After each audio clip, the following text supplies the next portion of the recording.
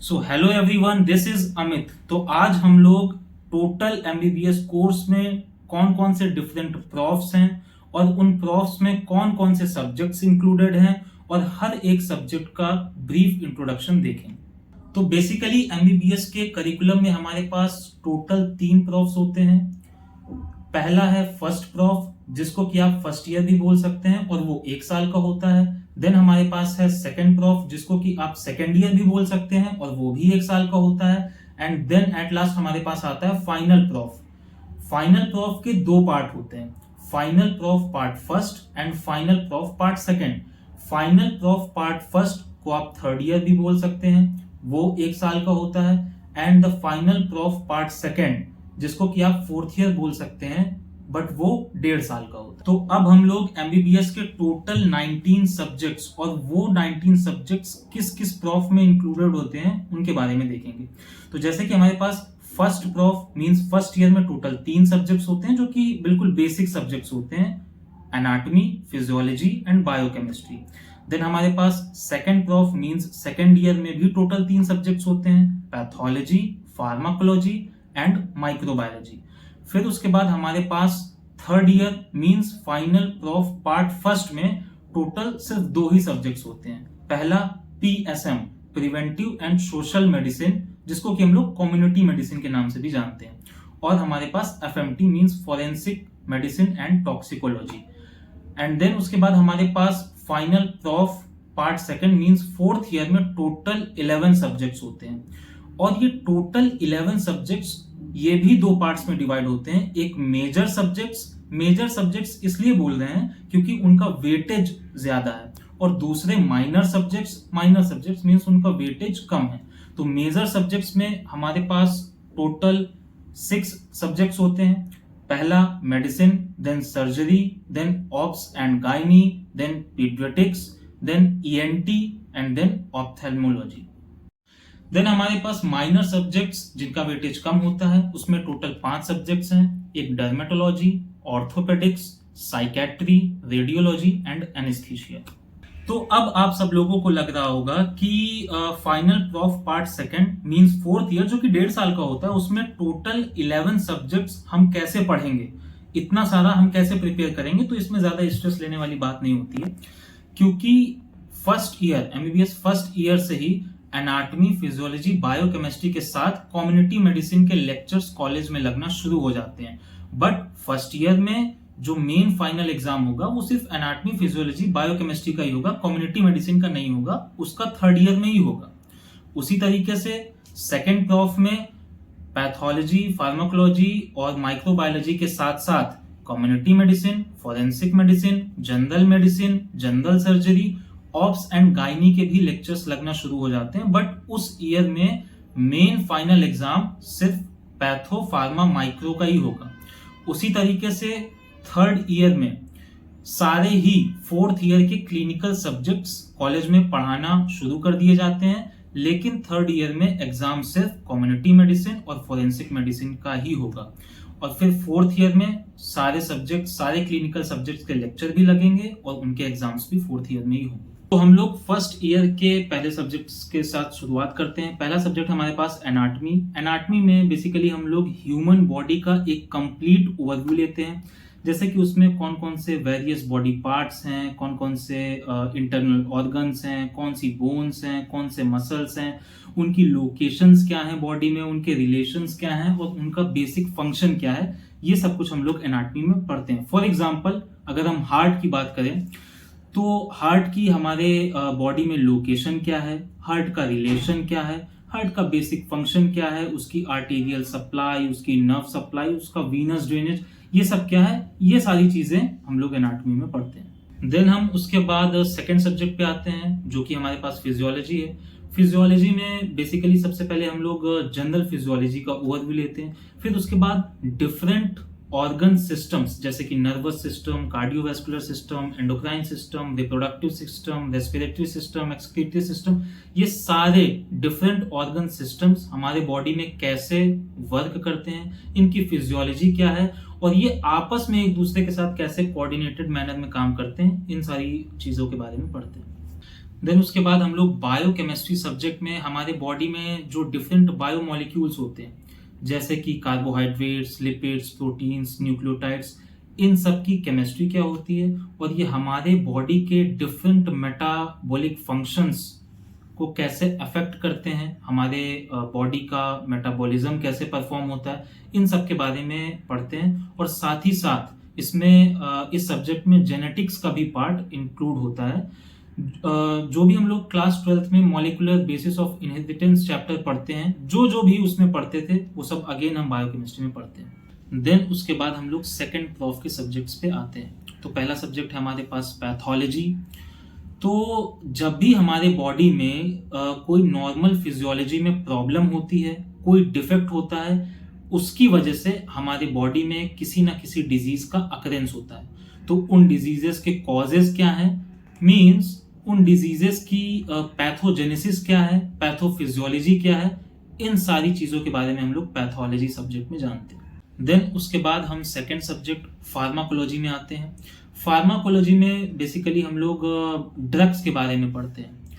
कौन सी ड्रग कौन से बॉडी ऑर्गन सिस्टम पे एक्ट करती है, जैसे कि कार्डियोवैस्कुलर सिस्टम पे कौन सी ड्रग्स एक्ट करती हैं, एक्सक्रीटरी सिस्टम पे कौन सी ड्रग्स एक्ट करती हैं, सेंट्रल नर्वस सिस्टम में कौन सी ड्रग्स एक्ट करती हैं, इन सारी चीज़ों के बारे में पढ़ते हैं। ड्रग्स का मैकेनिज्म ऑफ एक्शन क्या है, उन ड्रग्स का डोज क्या है और उन ड्रग्स के साइड इफेक्ट्स क्या हैं, इन सारी चीज़ों को हम लोग फार्माकोलॉजी में पढ़ते हैं। देन हम उसके बाद अपने third subject that is microbiology पे आते हैं। माइक्रोबायोलॉजी में हम लोग डिफरेंट माइक्रो ऑर्गेनिजम्स जो कि हमारी बॉडी में इन्फेक्शियस डिजीजेस कॉज करते हैं, जैसे कि बैक्टीरिया, फंगस, वायरसेस, पैरासाइट्स, ये सारे माइक्रो ऑर्गेनिजम्स हमारी बॉडी में कौन सी डिजीजेस कॉज करते हैं और मेजरली किस बॉडी ऑर्गन सिस्टम को अफेक्ट करते हैं, ये सब जानते हैं। देन हम थर्ड ईयर पे आते हैं। थर्ड ईयर का हमारे पास पहला सब्जेक्ट है PSM, means preventive and social medicine, जिसको कि हम लोग कम्युनिटी मेडिसिन भी बोलते हैं। इस सब्जेक्ट्स में बेसिकली हम लोग कम्युनिटी, पब्लिक, सोसाइटी लेवल पर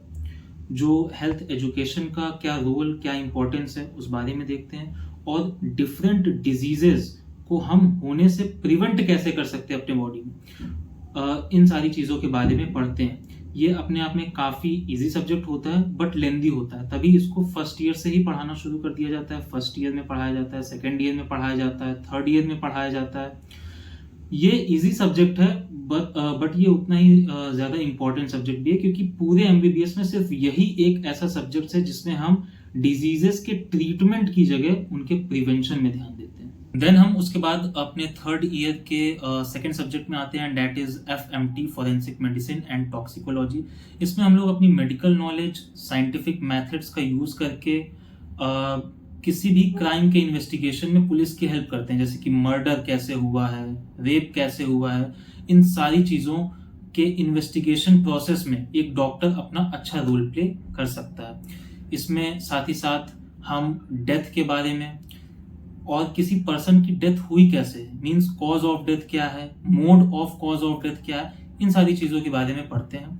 और various Indian laws and court proceedings, different courts के बारे में भी जानते हैं, जो कि एक किसी भी मेडिकल प्रोफेशनल, एक डॉक्टर को एंटायर उसकी जो क्लिनिकल प्रैक्टिस है उसमें उसको डे टू डे लाइफ में काम आ सकता है।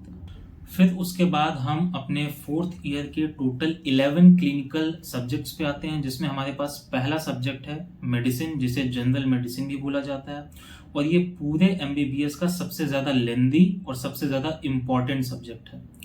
इसमें हम लोग कंप्लीट बॉडी में जितने भी डिफरेंट ऑर्गन सिस्टम्स हैं उनमें होने वाली सारी डिजीजेस, उनके कॉजेज, उनकी पैथोफिजियोलॉजी, उनके साइंस और सिम्टम्स और उनकी ट्रीटमेंट मोडालिटीज, मींस हर एक डिजीज को कैसे ट्रीट करते हैं, वो सारा कुछ हम लोग मेडिसिन में पढ़ते हैं। फिर उसके बाद हमारे पास दूसरा क्लिनिकल सब्जेक्ट होता है and that is surgery.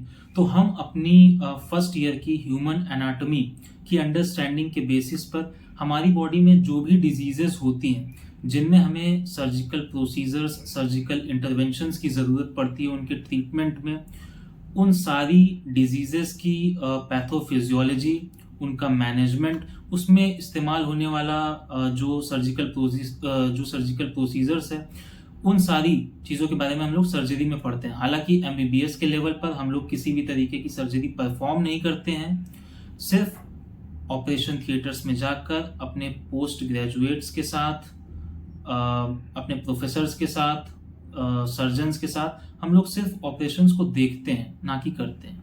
Then हम उसके बाद अपने अगले clinical subject means ops and gynae की तरफ आगे बढ़ते हैं।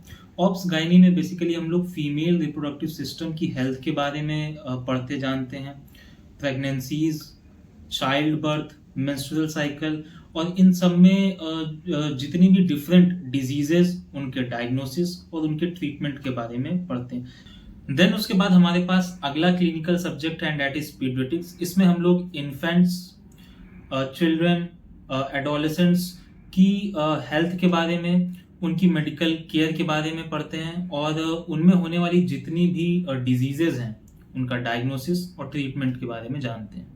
देन उसके बाद हम अगला clinical subject means ENT. ENT stands for ear, nose, throat. इन सब की एनाटॉमी, फिजियोलॉजी और बॉडी के इन पार्ट्स में होने वाली डिजीजेस का डायग्नोसिस, ट्रीटमेंट जानते हैं, और साथ ही साथ हेड एंड नेक रीजन में होने वाले जो डिफरेंट टाइप्स के कैंसर्स हैं, वो सब भी हम लोग इसी ईएनटी सब्जेक्ट में पढ़ते हैं।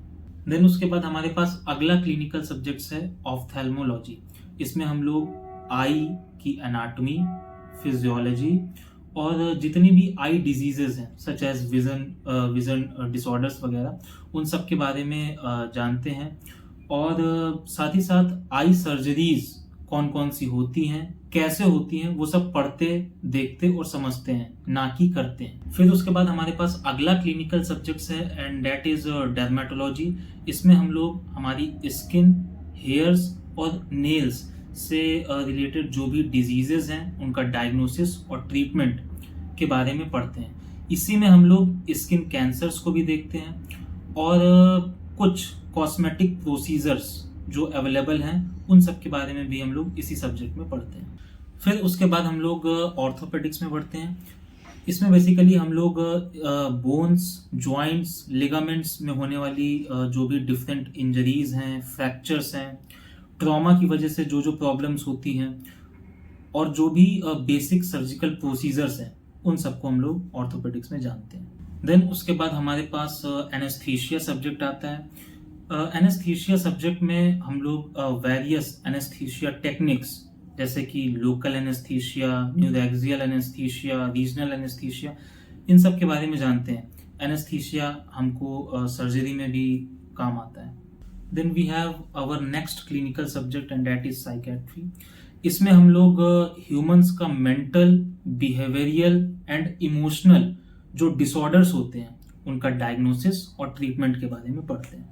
देन उसके बाद हम अपने फाइनल ईयर के last subject but very important subject and that is radiology की तरफ बढ़ते हैं, और इसमें बेसिकली हम लोग डिफरेंट मेडिकल इमेजिंग टेक्निक्स के बारे में पढ़ते हैं, जैसे कि X ray, ultrasound, CT scan, MRI वगैरह। ये सारी जो इमेजिंग टेक्निक्स हैं ये एक क्लिनिशियन को डायग्नोसिस और ट्रीटमेंट में मदद करती हैं। So at last, if you find this video useful and informative, then don't forget to like, share and subscribe. Thank you.